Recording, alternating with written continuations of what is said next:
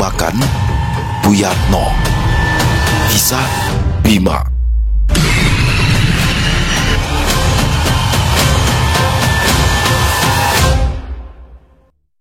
Assalamualaikum warahmatullahi wabarakatuh. Halo semuanya teman-teman, selamat malam.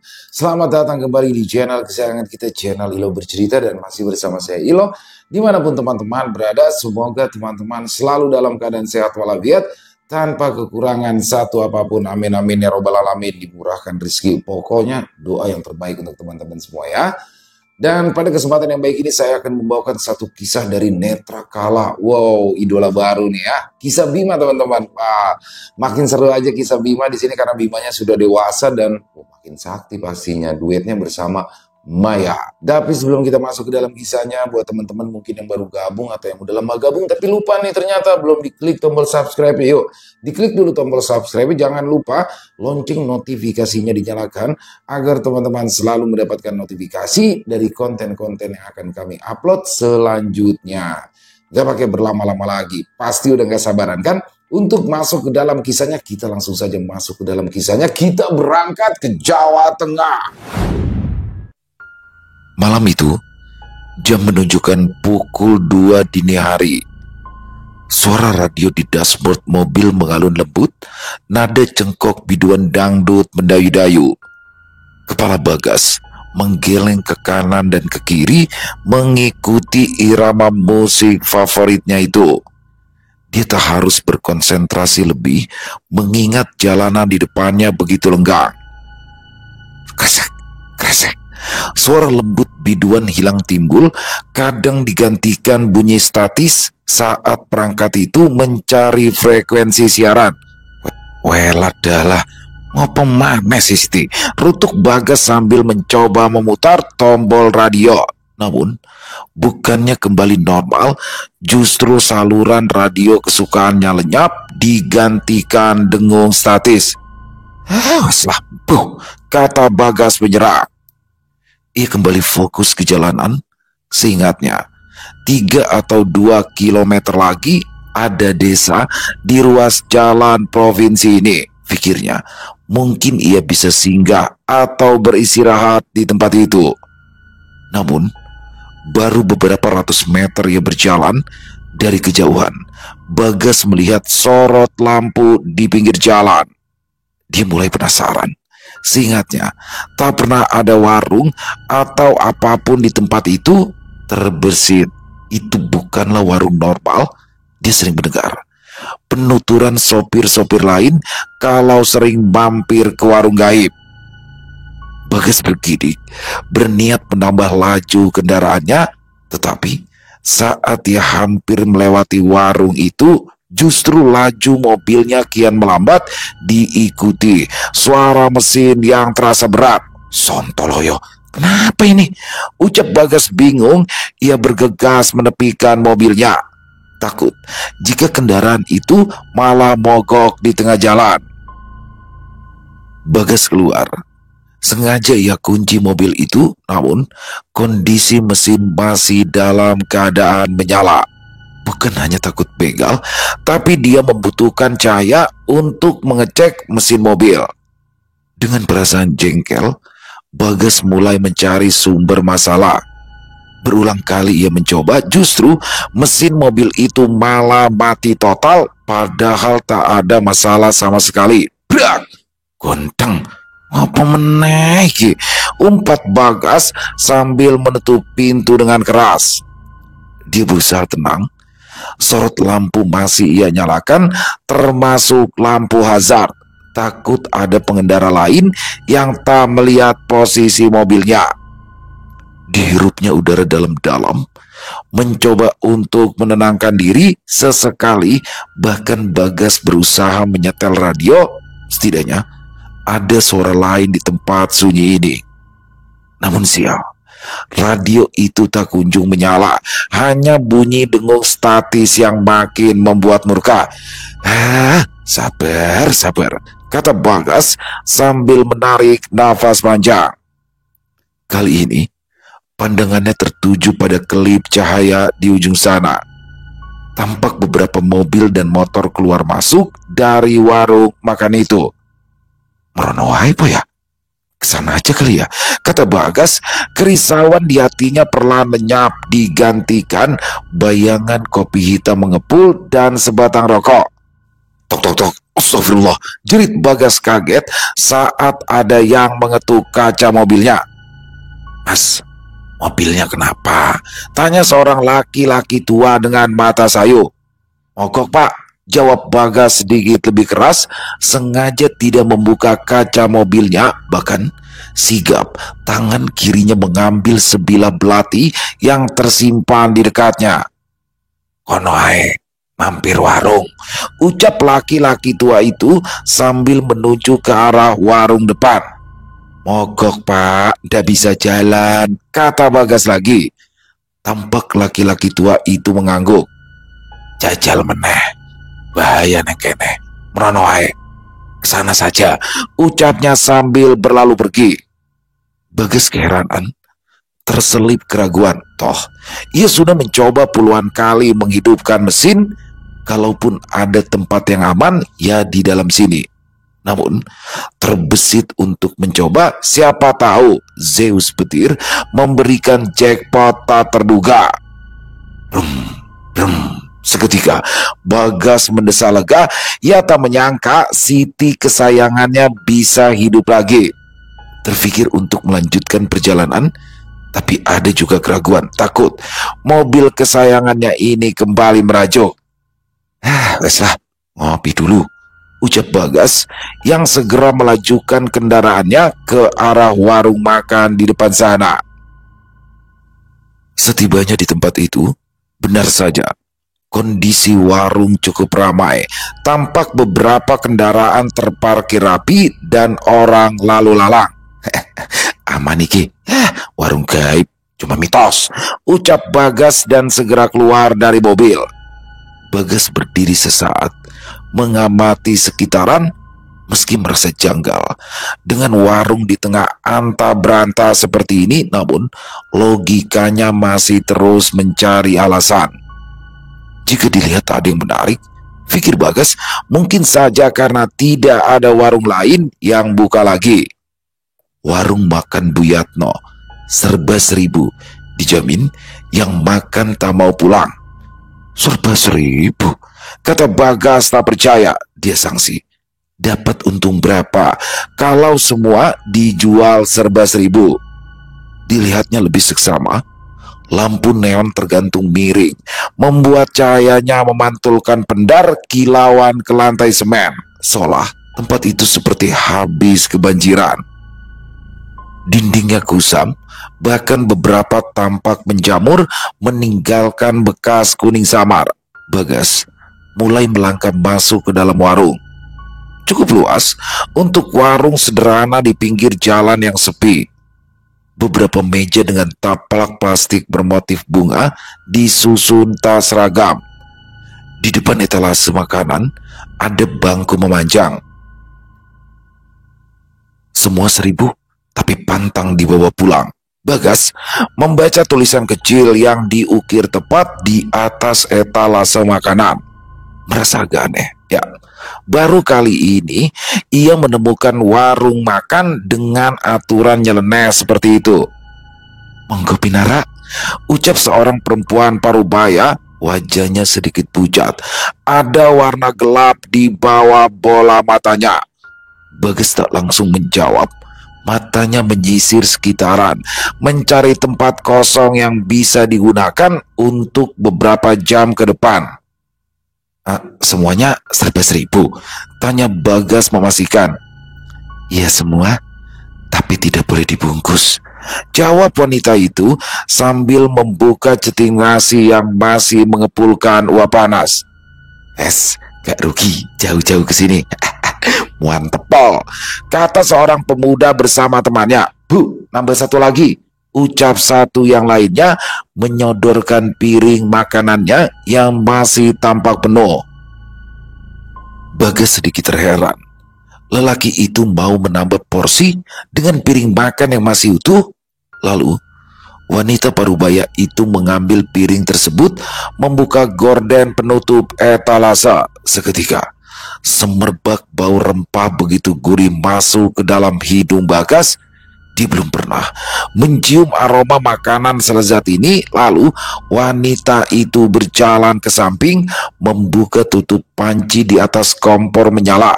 Baunya Bagas tidak bisa mengutarakan. Begitu lezat, campuran gurih santan kelapa dan juga aroma rempah yang kuat. Klotak, klotak. Bunyi panci yang diaduk membuat asap makin mengepul. Mas, Railo berdiri di tengah pintu. Tegur perempuan parubaya itu. Bagas tersentak. Ia berjalan lebih dekat ke etalase berisi beberapa makanan olahan Jawa. "Satu porsi ya, Bu. Pilihkan menu terbaik," kata Bagas.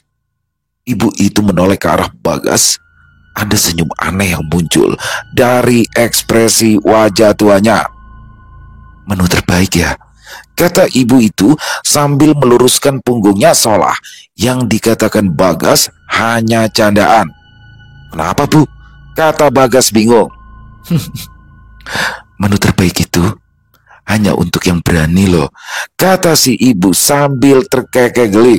"Halah Bu, ini wes sama kopi hitam ya Bu. Nanti saya sampai pagi di sini boleh toh?"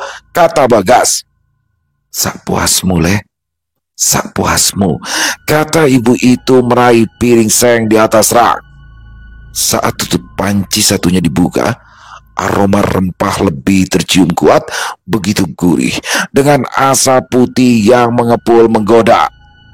Satu sendokan dari sendok sayur terjatuh di piring seng itu. Sekilas Bagas melihat ada daging merah berurat jatuh di atasnya, namun sesaat kemudian berganti menjadi kentang dan berbagai sayuran. "Monggo dicicip," kata ibu itu meletakkan piring tersebut ke salah satu meja. Bagas menuju tempat itu. Dia sedikit terkejut saat melihat satu anak kecil duduk di meja ujung.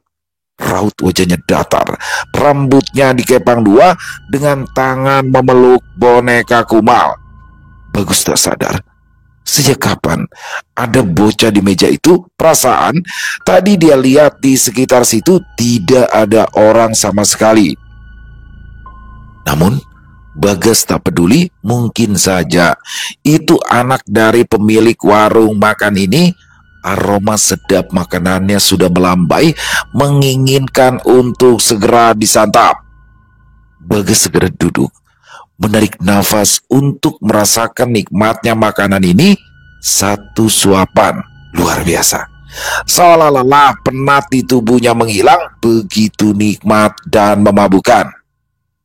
"Enak Mas?" tanya si ibu. "Muantepol Bu," ucap Bagas kembali menyuap satu sendok penuh ke mulutnya.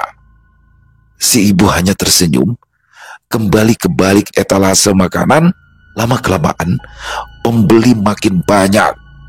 Beberapa orang makan dengan lahap, yang lain mengobrol seru. Namun Bagas merasa ada yang janggal. Kenapa suara orang-orang ini tampak jauh, seolah ia sedang mendengar percakapan dari seberang jalan. Bagas tak peduli. Dia kembali fokus ke makanan lezat. Satu sendok suap seperti melayang, 2-3 sendok sungguh ia merasa seperti terbang, seolah makanan ini tak hanya mengenyangkan tapi membuatnya terbang. Prak! Suara sendok jatuh dari meja sebelahnya membuat Bagas menoleh. Pemuda yang tadi meminta tambah menunduk di atas piring.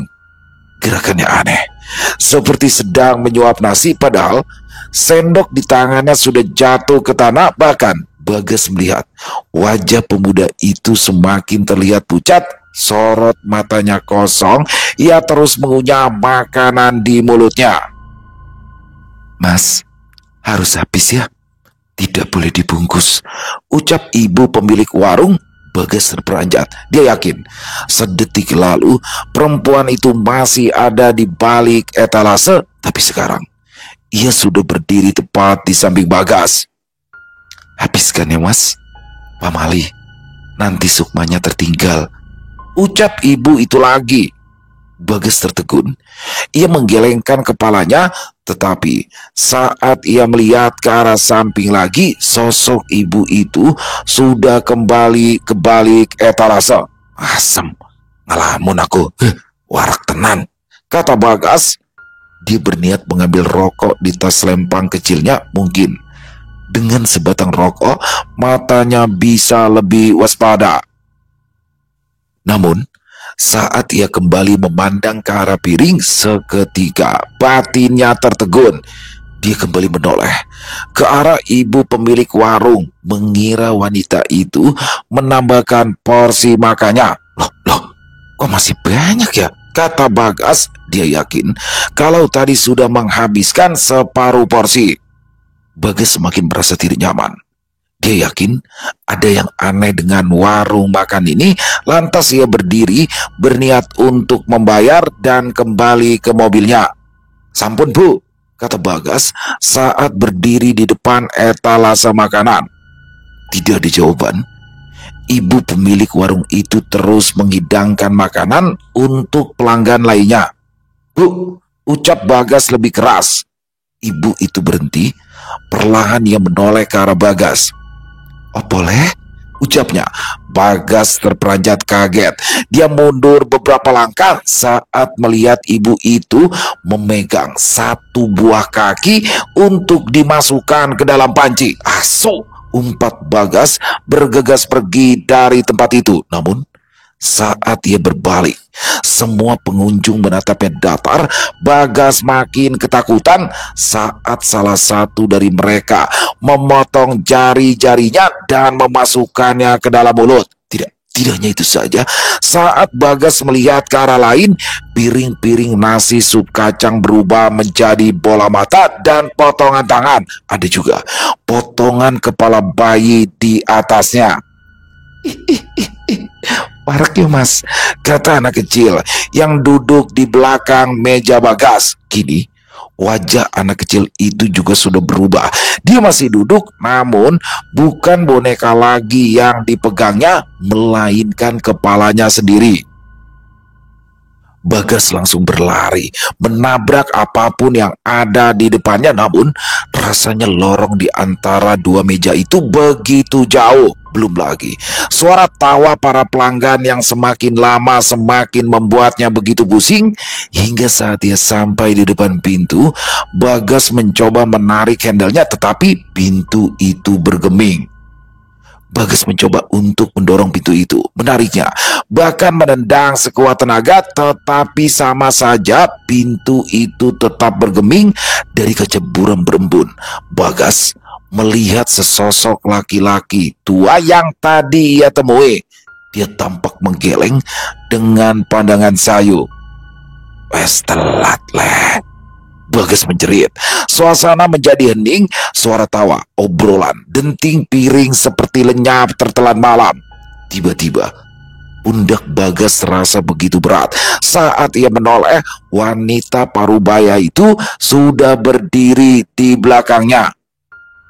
Sudah dihabiskan makanannya leh? Makan yang banyak yo, ucap perempuan itu lirih namun menusuk telinga. Pandangan Bagas berkunang, kepalanya terasa berat. Lalu tiba-tiba saja Bagas sudah duduk kembali ke mejanya. Tangannya memegang sendok nasi, matanya terpaku pada piring di depannya. Tanpa bisa mengendalikan tubuhnya, Bagas terus menyuap sepiring nasi yang tak pernah ada habisnya. Keesokan paginya, truk Bagas ditemukan di pinggir jalan, masih dengan kondisi mesin menyala, lampu hazard berkedip pelan, namun tak ada penghuninya. Di dalam kabin, radio berbunyi, mengalunkan lagu dangdut. Sesekali digantikan suara dengung statis dan berubah menjadi suara denting suara sendok beradu dengan piring. Sore itu, di sebuah taman, tampak seorang pemuda tampan duduk sendirian di bawah pohon tabebuya yang baru mekar. Raut wajahnya terlihat bosan, kepalanya menunduk, jarinya sibuk mengusap layar ponsel berulang. Berita isinya nggak mutu. Rutuk Bima kesal. Bima mengangkat kepalanya, memandang lurus ke arah depan. Sudah hampir 1 jam ia menunggu, tetapi tanda kehadiran Maya tak kunjung muncul. Taman mulai terlihat ramai. Banyak muda-mudi berdatangan, entah yang hanya duduk pacaran atau sekedar bercengkrama satu sama lain. Menunggu baginya seperti ujian sekolah, begitu menyebalkan. Pikirnya, daripada membuang waktu seperti ini, lebih baik pergi menyendiri ke suatu tempat. "Udah lama, Bim?" kata Maya yang langsung duduk di sebelahnya. Bima tak menjawab. Melirik singkat, diangkatnya gelas kopi yang sudah hampir habis. "Ngambek nih kata Maya memajukan bibirnya. "Tidak pantas seorang bangsawan menjawab kaum hina dina seperti Anda," jawab Bima berusaha sewibawa mungkin. "Nyut, aduh, ampun, mohon ampun, hamba bercanda," ujar Bima menggeliat saat Maya mencubit lengannya keras. "Coba bilang, siapa yang hina?" Ucap Maya dengan mata menyipit berbahaya. Bima menyadari adanya tanda bahaya. Kalau Maya sampai murka, bisa jadi tangan kanannya lumpuh seketika. Mbak, lepas mbak, bisa lumpuh aku mbak," kata Bima mencoba menyingkirkan tangan Maya. Maya melepaskan cubitannya tanpa rasa bersalah. Ia langsung mengambil gelas Bima dan meneguk habis kopinya. "Terus mbak, terus saja habisin mbak," protes Bima. Maya bersendawa keras. Gila nih," kata Bima jijik. Terserah aku dong, orang cantik bebas," ucap Maya sambil mengibaskan rambutnya ke belakang. Bima memutar bola matanya jengah. Tak paham dengan sifat saudarinya yang sering berubah-ubah. Bim, udah lihat berita belum?" tanya Maya setelah mereka beberapa saat diam. "Berita apa?" "Beyonce nikah pakai pakaian adat Jawa," tanya Bima.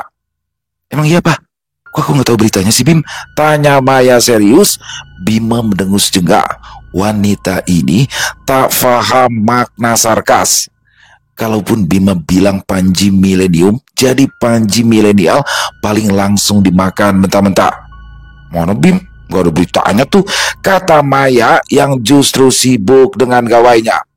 "Lupakan Beyonce. Tadi berita soal apa?" tanya Bima sembari merebut gawai di tangan Maya.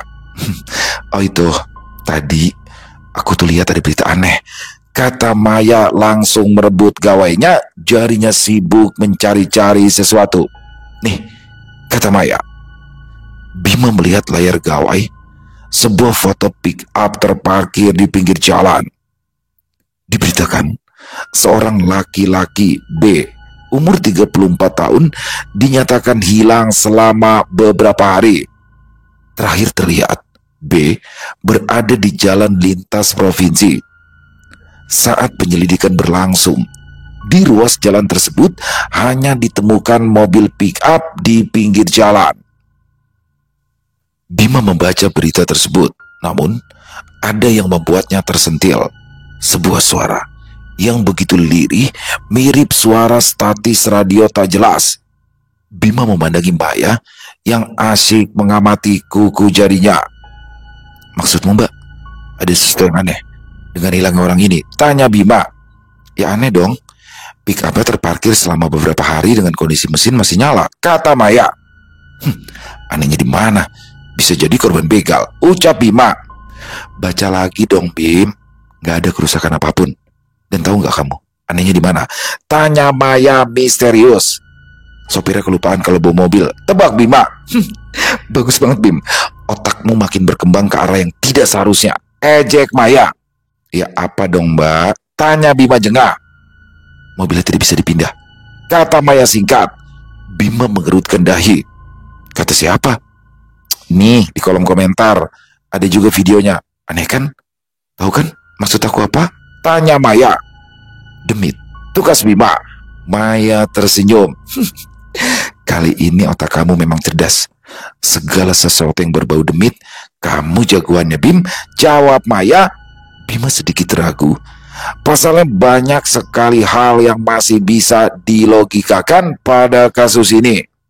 Ya, bisa aja sih si sopir sengaja ninggalin mobilnya.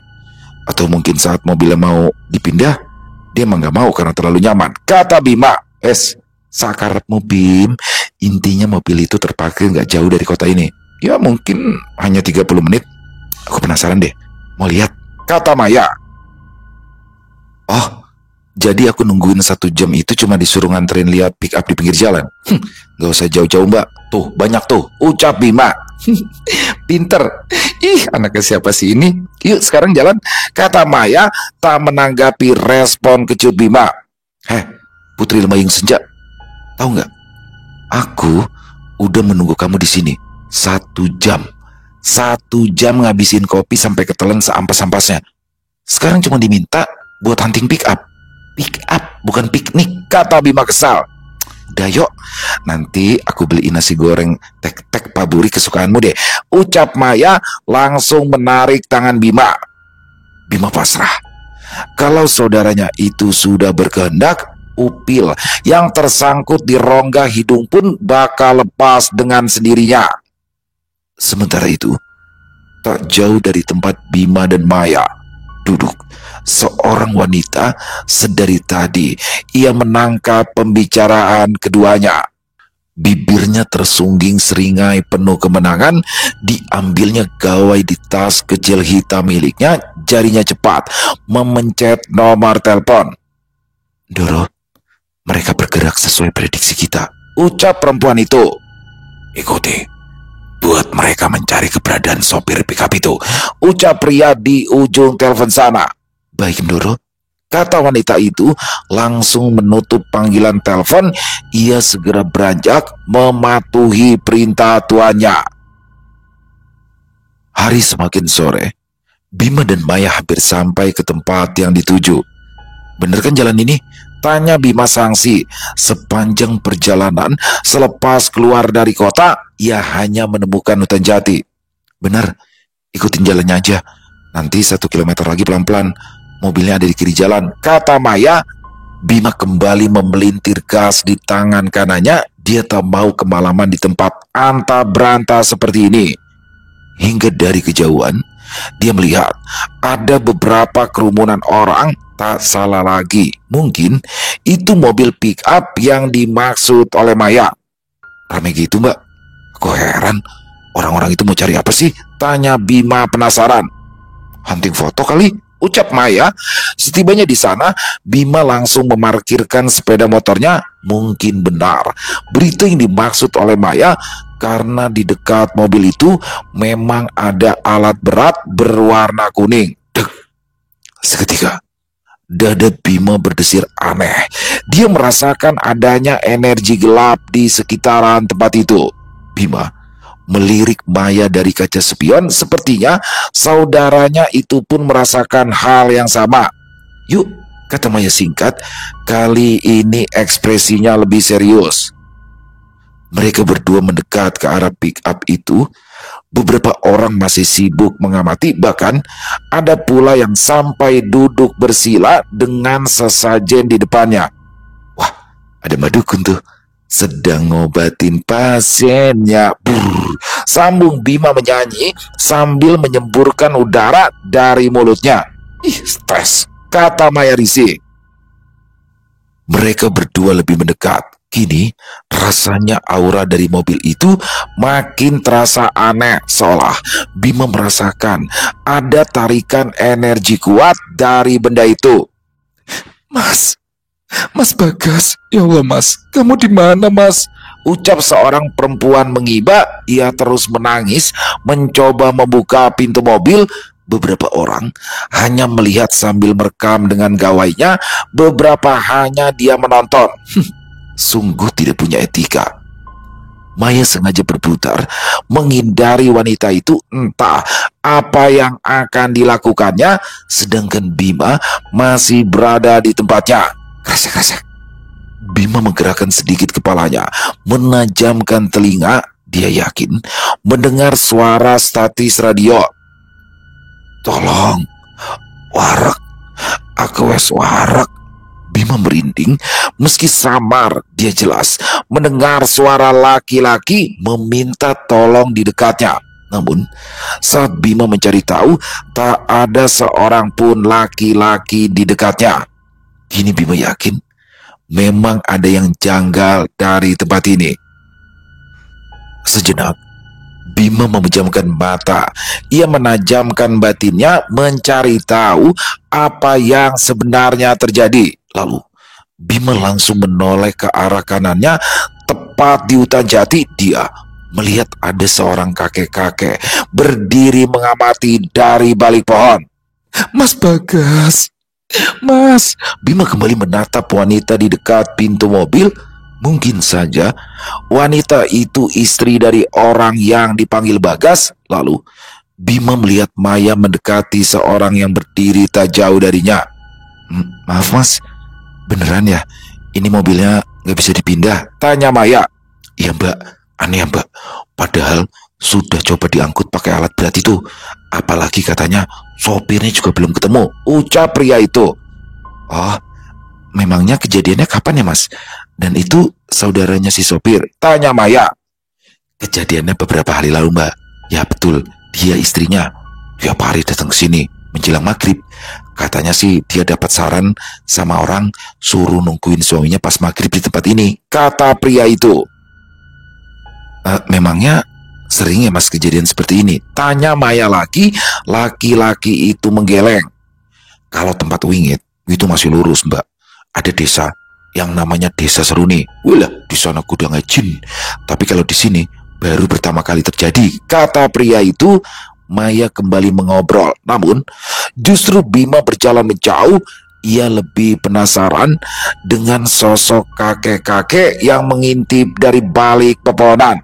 "Berhenti Bim, jangan sembrono." Bima spontan berhenti. Jelas ia mendengar suara kromo sengkono di sekitarnya. Benar dugaan Bima, pasti ada yang tidak beres. Tidak mungkin demit buto itu muncul kembali kalau semua baik-baik saja. Bima kembali menoleh ke arah Maya. Tampak ia sedang bicara dengan wanita yang sedari tadi menangis memanggil nama Bagas. Setelah beberapa saat, Maya berjalan ke arah Bima.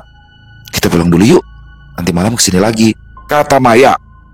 "Gah, banyak begal," kata Bima. "Pakai mobilku, jangan banyak alasan, atau kutusuk ginjalmu pakai cotton bud," ancam Maya. Bima bergidik. Wanita di depannya ini lebih mengerikan ketimbang demit manapun yang pernah ia temui. Kini Maya dan Bima kembali ke taman. Suasana makin riuh. Banyak keluarga, pemuda-pemudi menghabiskan malam mereka di taman kecil kota ini. "Wanita itu namanya Suci. Dalam debu?" tanya Bima. "Dalam kenangan." "Bim, udah dong Bim, aku jengan deh sama candaan kamu. Kering, garing, hampa," timpal Maya. "Hampa? Ari Lasso?" "Bukan, Ari Keriting," jawab Maya. "Siapanya Ari Wibowo?" tanya Bima lagi. "Diem gak Bim? Atau ku congkel nih amandel kamu Bim," ancam Maya sambil mengacungkan lipstiknya seolah itu adalah pisau belati berujung tajam. Sedangkan Bima bergerak-gerakan lidahnya mencari-cari posisi amandelnya. "Suci itu, wanita itu, istri dari sopir pickup yang hilang, namanya Bagas. Dan info yang kudapat, terakhir kali ia memberi kabar kalau dia sedang mampir di warung makan," kata Maya. Bima mengerutkan dahi. Dia mengingat-ingat tempat tadi sore. Tidak ada bekas warung satupun di sana. "Aku tahu apa yang kamu pikirin. Memang aneh sih, kalaupun dia dirampok, kenapa coba harus ninggalin mobil dengan kondisi masih menyala," kata Maya mencoba menganalisa kejadian aneh itu. "Tadi Kromo Sengkono mengatakan sesuatu," ucap Bima. "Penjagamu, demit itu?" tanya Maya kaget. Pasalnya, sudah beberapa tahun ini sosok Kromo Sengkono tak pernah hadir di hidup Bima lagi. Baru beberapa saat lalu, ia muncul kembali di Desa Seruni. "Ya Mbak, dan dia mengatakan jangan sembrono," kata Bima. Maya tampak berpikir. "Kamu ingat gak pesan Simbah?" tanya Maya. Bima mengangguk. "Jangan pernah ikut campur dengan hal gaib Kecuali memang hati kalian yang menuntun, ucap Bima. Pinter, aku yakin gak ada yang kebetulan. Malam ini kita kembali ke tempat itu jam 2:07, ucap Maya. Ogah, ngantuk. Tukas Bima tak setuju. Gak ada alasan. Nanti aku jemput tengah malam, aku tunggu di depan kosanmu. Aku gak sudi masuk sarang buaya, ujar Maya. Biawak, timpal Bima, terserah. Yang penting jangan sampai ketiduran atau kesedot sukmamu sampai keluar, ucap Maya. Di malam harinya, tepat pukul 1.50, Bima dan Maya sudah berada di lokasi kejadian. Mobil mereka terparkir tepat di belakang mobil pick up milik Bagas. Apa rencanamu, Mbak? Tanya Bima penasaran. Rencana? Ya nggak ada lah. Ucap Maya polos. Aneh banget sih, ngajak ke sini nggak punya rencana. Tanya Bima tersenyum. Kenapa emangnya? Justru itu favoritku. Biarkan semua mengalir seada-adanya. Tapi aku masih mikir deh, gimana caranya kita cari tahu kemana perginya Bagas, ujar Maya. Sejenak Bima berpikir, lalu muncul satu ide gila. Mungkin memang tidak disarankan karena hal itu bisa membuat sukmanya ikut terjebak entah ke dimensi mana. Kita masuk ke alam gaib, ucap Bima. Maya menggeleng. Enggak, terlalu beresiko. Kita nggak tahu aliran waktu yang pas. Cerdas kamu, Mbak, ucap Bima. Maksudnya gimana sih? Tanya Maya tak paham. Oh, jadi sisa energi dari Bagas pasti masih ada di pick up itu. Jejak energi tidak mungkin bisa hilang. Residunya pasti menempel di benda sekitar, ya kan? Kata Maya. Radio, ucap Maya, matanya membulat. Tepat. Ingat kan saat aku mendengar suara statis radio saat melihat gambar pick up itu, kata Bima. Tapi kan kita nggak bisa masuk ke dalam pick up itu, Bim. Gak mungkin juga kita menyentuhnya, kata Maya. Bima menggeleng. Energi itu kekal, Mbak. Tidak bisa dibuat dan tidak bisa dihancurkan. Seharusnya lintasan energi akan tetap sama di waktu yang sama, ucap Bima penuh kemenangan. Aku paham. Sekarang kita nyalakan radionya, ucap Maya. Tunggu. Saat tepat pukul 2:07, aku akan menghidupkan radio. Lalu dengan lintasan energi di waktu tersebut, kita masuk ke dunia mereka. Paham kan? Jangan sampai salah fokus. Bisa terbang ke antariksa nanti kamu, ucap Bima. Bim, please deh, aku gak bodoh, ucap Maya. Setelahnya mereka menunggu. Tepat pukul 2:07, Bima menyalakan gelombang radio. Tak ada frekuensi siaran yang muncul, hanya dengung statis yang terdengar. Sekarang, Mbak, ucap Bima memberi arahan.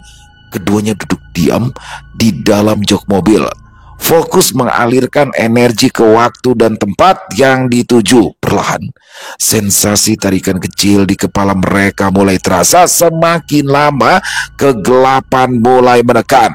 Suara-suara di sekeliling mereka mulai mengabur.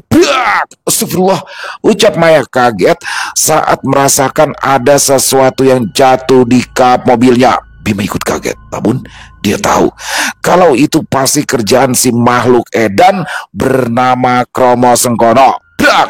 Bima langsung keluar mobil, menatap ke arah kap mobil. Benar, satu sosok buto dengan santainya sedang duduk bersila di sana. Dinosaurus gila, kalau rusak gantiin ya, ucap Bima dengan kedua tangan di pinggang. Wah, songong, dikira aku miskin nih, ucap Kromo Sengkono. Entah dari mana asalnya, tiba-tiba ia melemparkan sekeping uang emas di hadapan Bima. Bima tidak mengambil benda itu, matanya hanya melirik sekilas, lalu kembali menatap sosok penjaganya. Gak sudi aku jual jiwaku untuk makhluk seperti kalian, ucap Bima datar. Yakin tidak mau? Aku bisa membuatmu jadi kaya raya tanpa harus kerja, kata Kromo Sengkono. Brak! Suara hempasan pintu mobil terdengar. Maya juga ikut turun mengikuti Bima. Cahayu, sudah lama kita nggak ketemu, ucap Kromo Sengkono. Bima minta apa? Tanya Maya penasaran. Katanya dia mau pesugihan. Apapun permintaan Bima, aku tidak bisa menolak. Lihat, ucap Kromo Sengkono sambil menunjuk ke arah koin emas yang ada di tanah. Congor kuda, Jangan ngadi-ngadi ente. Tukas Bima, Kromo Sengkono menggeram. Ia sudah hendak membalas Bima. Udah. Kromo Sengkono turun. Gak sopan di atas itu, ucap Maya. Tanpa sepatah kata pun, dedemit buto itu langsung menghilang dan muncul di depan Bima. Sekarang, saat masuk ke dalam warung makan itu, jangan makan atau minum apapun yang diberikan. Warung itu sengaja dipasang oleh seseorang untuk mengambil sukma dari pelanggan yang mampir, kata Kromo Sengkono. Warung apa? Tanya Bima. Buka matamu, Bim. Kamu gak buta kan? Ucap Kromo Sengkono menunjuk ke arah salah satu ruas jalan. Seketika, Bima menegang saat melihat ada pendar lampu putih kehijauan tak jauh dari tempat yang berdiri. Lalu, apa yang harus kita lakukan? Tanya Maya serius. Bakar aja tempat itu. Toh juga sudah merugikan banyak orang, ucap Bima santai. Maya menggeleng. Saat kita masuk melalui frekuensi radio itu, aku masih mendengar suara minta tolong dari Bagas, ucap Maya. Bima terdiam. Kalau sukma Bagas memang ada di sana cukup lama, mungkin saja ia tak bisa diselamatkan. Tidak, Bim. Laki-laki itu masuk ke alam gaib bersama jasadnya. Ada kemungkinan masih bisa dibawa pulang. Justru sekarang kalian yang harus waspada. Satu kali salah langkah, bahkan aku pun tak bisa membantu, ucap Kromo Sengkono. Maya dan Bima saling pandang. Sukma yang terjebak di tempat itu sudah terlalu banyak. Kalian memang sengaja digiring ke tempat ini agar sukma kalian terjebak, kata Kromo Sengkono. Siapa? Tanya Maya mengurutkan dahi. Selama ini ia tak merasa memiliki musuh. Kejadian di desa Seruni. Aku tidak bisa mengatakan semuanya. Yang pasti, orang ini memiliki kesaktian luar biasa, kata Kromo Sengkono sambil mengedipkan satu matanya ke arah Bima. Oke Mbak, kamu jaga di mobil, kembali ke alam manusia. Jaga frekuensi radio itu agar tetap menyala. Saat aku butuh bantuan, segera tarik sukmaku, ucap Bima. Maya tampak tak setuju, namun nada final dari Bima sudah memutuskan semuanya. Oke, tapi jangan sembrono. Lakukan apa yang perlu kalian lakukan, jangan berlebihan, ucap Maya tak mau merusak keseimbangan alam. Pasti, kata Bima hampir melangkah. Tunggu dulu Bim, ada satu hal lagi, ucap Kromo Sengkono. Apa itu? Aku tidak bisa sembarangan masuk ke tempat itu. Sebentar, jangan menyela. Aku akan menyamarkan energiku denganmu. Dengan begitu, mereka tidak akan tahu keberadaanku, ucap Kromo Sengkono. Bima mengangguk faham. Dia pun yakin kalau di sekitar warung sialan itu pasti ada pagar gaib yang kuat. Ayo, kata Kromo Sengkono. Ngapain? Ucap Bima. Gendong, kata buto itu. Raurus. Tukas Bima langsung berjalan. Kromo Sengkono tampak kesal dan menghilang dari pandangan. Sedangkan Maya hanya menggeleng. Ia tak paham dengan kelakuan dua makhluk berbeda ras itu. Kini, Bima sudah berada di depan warung. Semuanya tampak normal, bahkan dia melihat mobil dan motor keluar masuk dari parkiran. Warung makan Buyatno, serba 1000, dijamin yang makan tak mau pulang. Bima membaca tulisan itu dengan seringai geli. Gairahnya muncul, ingin tahu seperti apa warung gaib yang menyimpan banyak sukma. Perlahan, Bima melangkahkan kaki. Saat ia mendorong pintu, serasa ada angin yang menghempas tubuhnya. Di dalam warung itu begitu ramai. Ada keluarga, laki-laki, perempuan, mereka semua sedang nikmat menyantap makanan. Semua 1000, tapi pantang dibawa pulang. Bima membaca tulisan kecil yang diukir tepat di atas etalase makanan. Dia tersenyum kecil. Ya, jin-jin ini memang pandai mengelabui. Monggo, Binara, ucap seorang perempuan parubaya. Wajahnya pucat, ada warna gelap di bawah pola matanya. Ada menu apa aja Bu? ucap Bima sambil memperhatikan etalase berisi makanan. Entah kenapa, raut wajah ibu itu tampaknya tak suka dengan Bima. Apa saja, semua 1.000. Tapi tidak boleh dibungkus, ucap ibu penjual dengan nada ketus. Semuanya 1.000, tanya Bima. Iya, rezeki tidak boleh ditakar, Mas, ucap ibu itu kini memandang Bima. Seketika, wajah si ibu berubah. Bukan lagi wanita parubaya, melainkan sosok wanita tua dengan rambut putih panjang, kulitnya bersisik dengan tanduk runcing di kepala. Saya mau sup kacang merah, Bu, sama teh manis hangat, ucap Bima. Perempuan itu tersenyum, lalu membuka panci di atas kompor yang masih menyala. Seketika, dada Bima tersentak. Bukan bau gurih dan rempah yang menguap, namun aroma busuk anyir langsung hinggap di hidungnya. Tampak ibu penjual itu meracik makanan untuk Bima. Ia menyendok dari dalam panci. Bima mual saat melihat sepotong kaki dan juga jari jemari yang ditaruh di atas piring berisikan tanah merah. Sementara si penjual meracik makanan, mata Bima menelisik sekitaran. Dia berusaha mencari keberadaan Bagas. Di ujung, dekat anak kecil, kata Kromo Sengkono. Bima langsung menoleh ke arah ujung. Tampak seorang laki-laki sedang melamun. Ia terus menyuap makanannya dengan air mata meleleh. Namun, bukan hanya itu yang menjadi fokus Bima, tetapi sosok anak kecil yang duduk di belakangnya. Perempuan itu memakai baju merah berenda. Ia duduk bukan mengapit boneka, tapi mengapit kepalanya sendiri.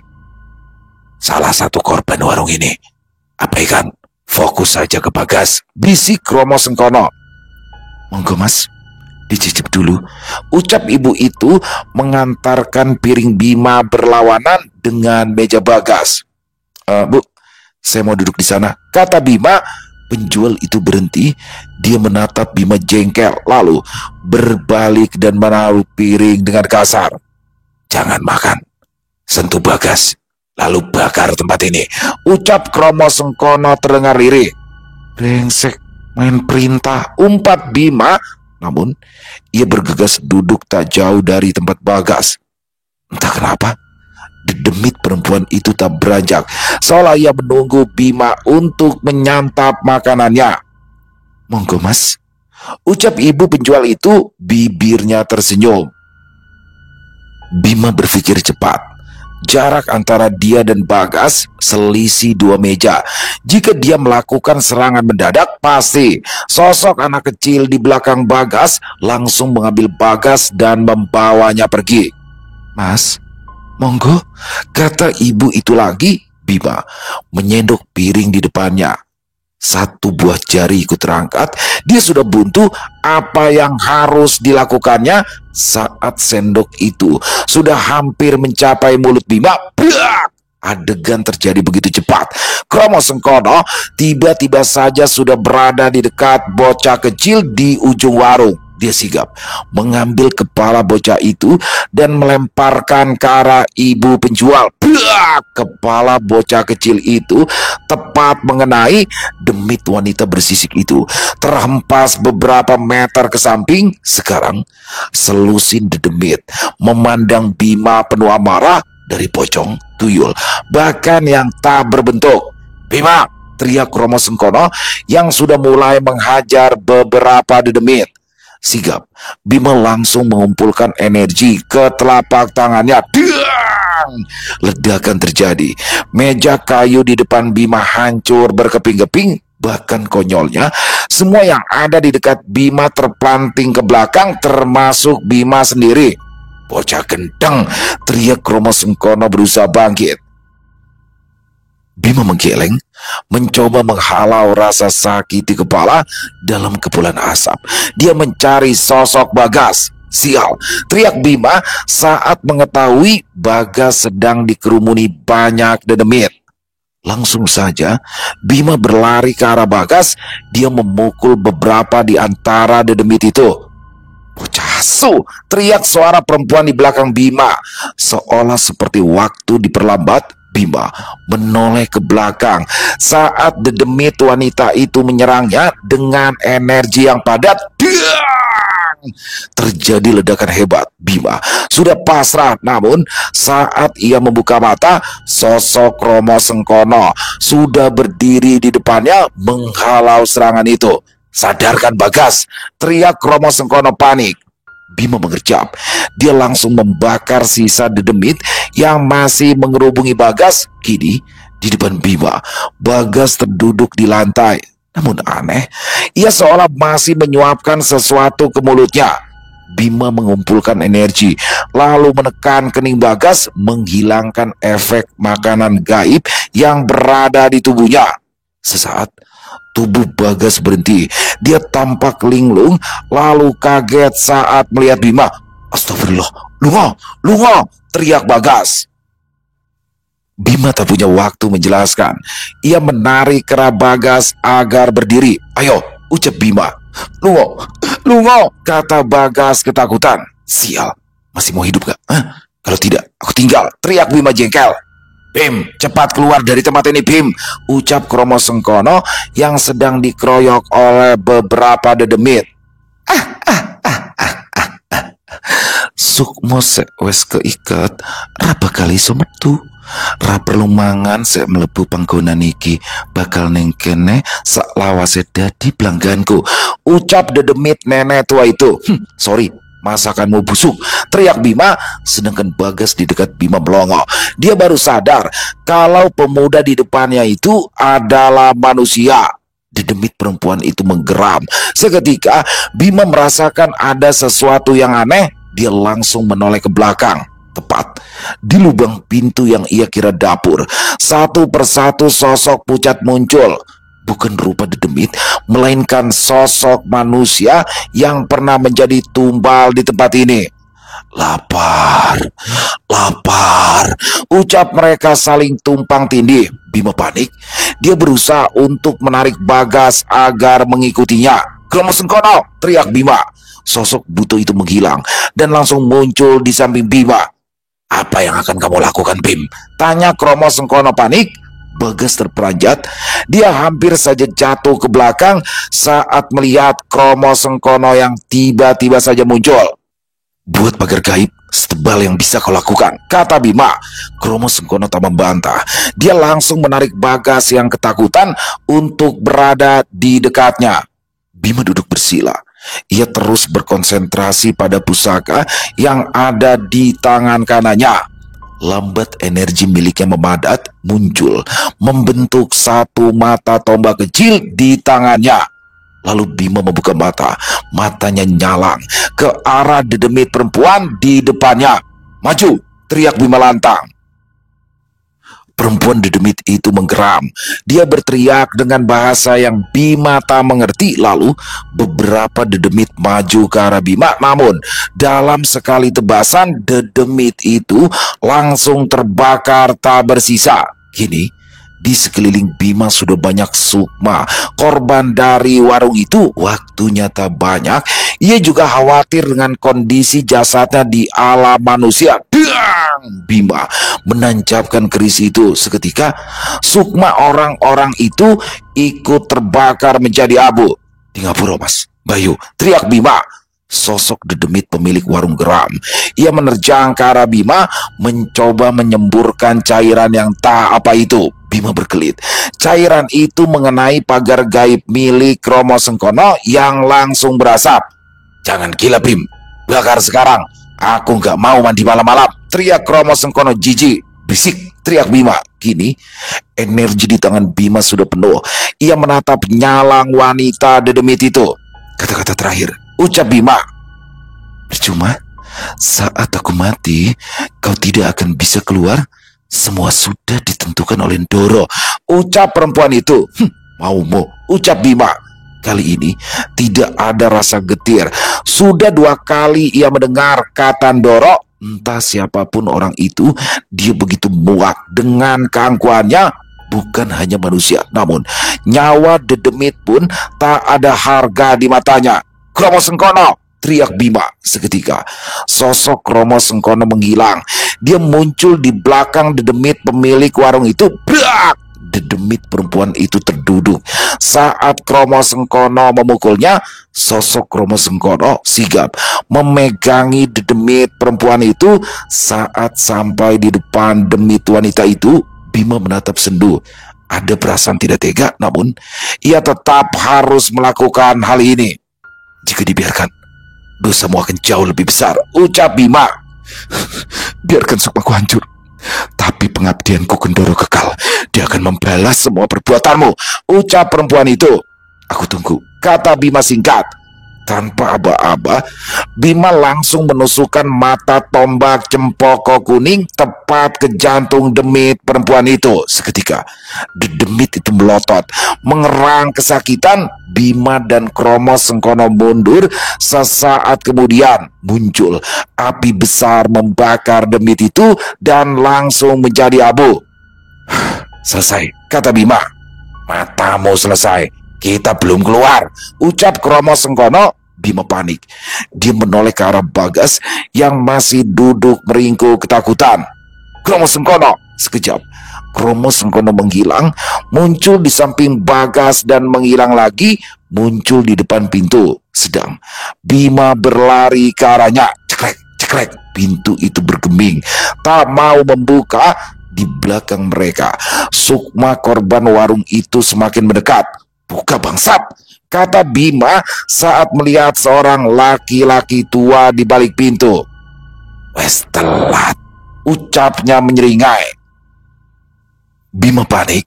Dia berusaha mendobrak, melemparkan energinya, meledakkan, namun semua sia-sia. Sepertinya kita juga akan mati nih, Bim, ucap Romo Sengkono. Diam, bentak Bima. Krak! Bima mematung, memandang keluar warung. Dilihatnya, sosok Demit laki-laki tua itu terjatuh dengan posisi kepala berputar ke belakang. Medeni, ucap Bima saat melihat Maya menatapnya datar. Segera mereka bertiga keluar dari tempat itu. Lama banget sih, kata Maya. Menunya enak, lezat. Ayo, ucap Bima menarik Maya dan Bagas menjauh. Romo Sengkono, teriak Bima. Siap, jawab Romo Sengkono. Setelah cukup jarak, Romo Sengkono langsung mengumpulkan energinya ke telapak tangannya. Dalam sekejap, nyala api muncul berkobar. Seketika, Romo Sengkono melemparkan energi itu sekuat tenaga ke arah warung. Bum! Warung itu terbakar, dibarengi suara teriakan yang menggema. Bima dan Maya melihat itu dengan perasaan lega. Sekali lagi, mereka masih tertolong dengan kejadian tak terduga ini. Mas, ucap Bagas membuyarkan lamunan Bima. Kita pulang, kata Bima singkat. Setelahnya, sosok Romo Sengkono muncul di sisi Bagas. Dia menyentuh ketiganya. Bima merasakan seolah ada tarikan kuat. Tiba-tiba semua menjadi gelap. Saat tersadar, dirinya sudah kembali ke dalam mobil milik Maya. Tampak langit fajar sudah mulai menyingsing. Bagas gimana? Tanya Bima saat terdengar suara pintu mobil tertutup. Aman di mobilnya. Yuk kita pergi sekarang, ucap Maya yang langsung menghidupkan mesin mobilnya. Itu gak apa-apa dia kita tinggal, tanya Bima. Lebih baik dia gak tahu apa-apa. Jauh lebih baik seperti itu, kata Maya mulai menginjak pedal gas mobilnya. Sekali lagi, Maya dan Bima berhasil memecahkan satu misteri yang mungkin tak bisa dinalar oleh manusia. Bima menyandarkan punggungnya, menoleh ke arah jendela, melihat garis cakrawala terbentang indah di depannya. Sementara itu, tak jauh dari tempat itu, berdiri seorang perempuan di balik pepohonan. Doro, mereka selamat. Warung tukar sukmo habis dibakar, ucap perempuan itu dalam panggilan telepon. Goblok, ucap laki-laki di ujung sambungan. Di tempat lain, sosok laki-laki berdiri memandang desa Seruni dari atas bukit. Naluri membunuhnya muncul. Kali ini tak akan segan dengan kedua manusia itu. Bawa manusia itu, manfaatkan dia, ucap Ndoro datar. Sementara itu, Bagas terbangun. Dia linglung, bingung. Dirinya sudah berada di satu rumah besar berbentuk pendopo. Langsung saja, beberapa orang menarik Bagas menuju ruangan gelap. Entah apa yang mereka lakukan, yang terdengar hanya suara teriakan kesakitan. Selesai. Wow, luar biasa. Kisah Bima, kisah dari Netra Kala. Sesuai janji ya. Netra Kala tepat janji nih. Langsung ngirimin. Dan mudah-mudahan kedepannya bisa tiap minggu ya. Ini makin keren aja nih Bima nih. Bima sama Maya. Jadi mereka sudah tumbuh dewasa. Dan sosok Kromo Sengkono juga masih setia mendampingi Bima. Sosok ikonik ya. Kromo Sengkono. Waduh. Dan pada kesempatan kali ini Bima menghancurkan warung gaib Buyatno. Waduh, serba 1.000. 1.000 murah banget ya kan. Semuanya serba 1.000, harusnya curiga dong. Ini Bagas dari awal udah curiga tuh sebenarnya. Maksudnya, ini kata orang-orang di sini banyak warung gaib. Dia malah masuk. Tapi itulah teman-teman ya, kayak ditarik dan ya itu mobilnya dijadikan mogok di situ. Akhirnya dia masuk ke dalam dan terjebak di situ. Untung ada Bima dan Maya. Dan terakhirnya, Maya yang nyelamatin ya kan, seperti biasa. Di sini Maya, apakah dia lebih sakti dari Bima ya? Tapi mungkin sama, tapi Maya di sini kayak finishing touch-nya lebih bagus kalau menurut saya. Jadi Bima yang ngacak-ngacak, terakhirnya baru deh Maya ya. Dan Kromo Sengkono seperti biasa selalu keren banget. Ini kalau ada warung kayak gaib kayak gini ngeri banget ya teman-teman ya.